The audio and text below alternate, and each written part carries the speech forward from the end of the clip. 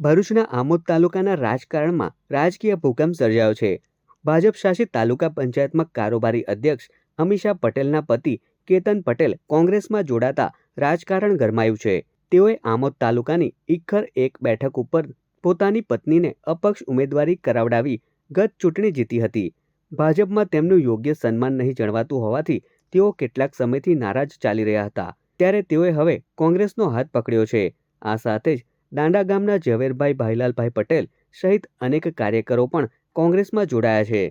એવા તમામ લોકોના સાથ અને સહયોગથી આવનાર તાલુકા અને જિલ્લા પંચાયતની ચૂંટણીની અંદર આમોદ તાલુકાની અંદર અમે કોંગ્રેસને મજબૂત કરી અને કોંગ્રેસનું બોર્ડ તાલુકા પંચાયતમાં બને અને કોંગ્રેસની આછોડ અને ઇખર બેઉ જિલ્લા પંચાયતો અમે સાચા કાર્ય કરવાવાળા આગેવાનોને સાચી કોંગ્રેસની મતલબ કે કામ કરવાની જે પદ્ધતિ છે એના હિસાબે કોંગ્રેસ આવનાર દિવસોની અંદર તાલુકા અને જિલ્લા પંચાયતની અંદર આમોદ તાલુકાની અંદર કોંગ્રેસ સંપૂર્ણ બહુમતીથી જીતશે, જીતવાની છે અને